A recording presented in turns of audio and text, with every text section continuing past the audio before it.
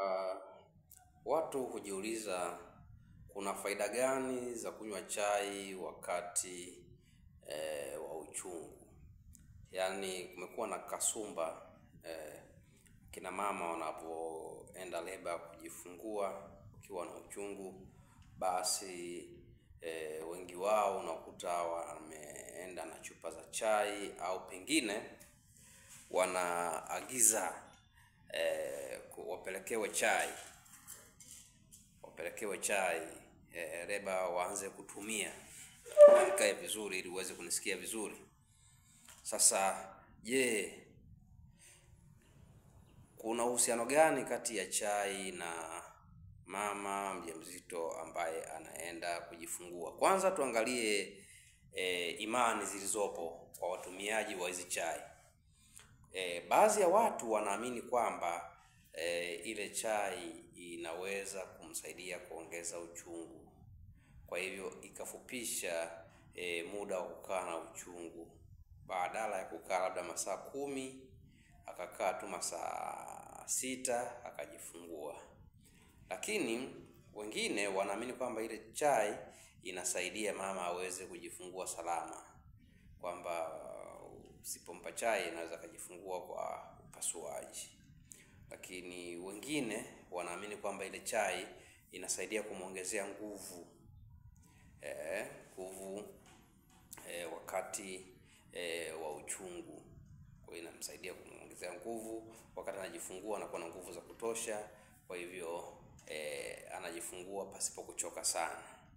Hizo ni baadhi ya imani ambazo watumiaji wa chai kule leba tuliowauliza wamekuwa wakitoa majibu hayo. Sasa tuangalie kitaalamu kwamba hili swala likoje. Iko hivi: hakuna ulazima wowote wa kutumia chai wakati wa uchungu. Hakuna ulazima wowote. Tunatarajia kwamba wakati wa uchungu mama atakuwa na uchungu wake mwenyewe, na kama uchungu huo hautatosheleza, basi kuna utaratibu wa kitaalamu wa kuweza kumuongezea uchungu ili aweze kujifungua pasipokuwa na shida ya aina yoyote.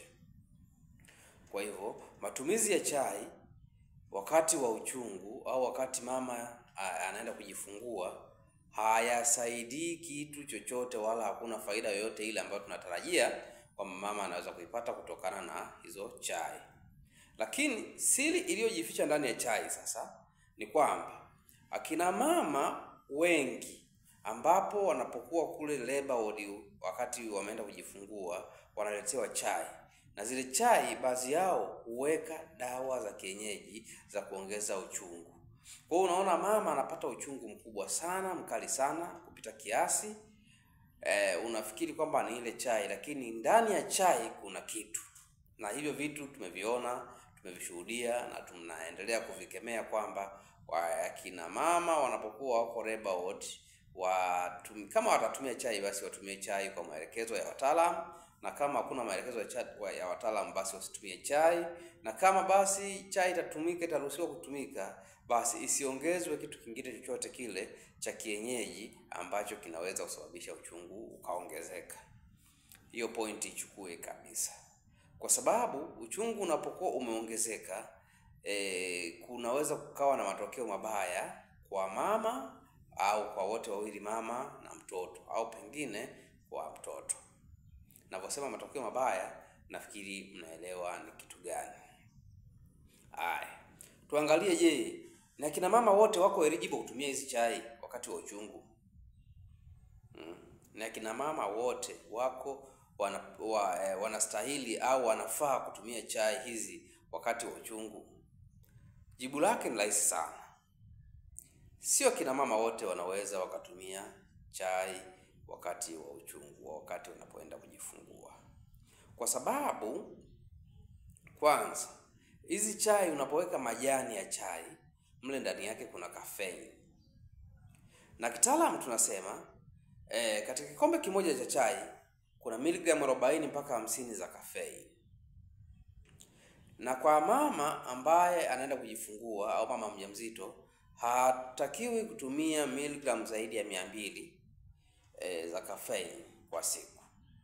Kwa hivyo matumizi ya chai yakipita kiasi akazidisha kiwango hicho, basi kuna uwezekano huyu mama akapata shida hasa ya pressure na kadhalika.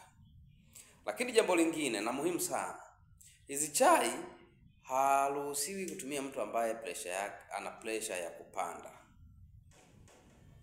kwa sababu unapotumia chai, ile caffeine ina tabia ya kuongeza kiwango cha pressure.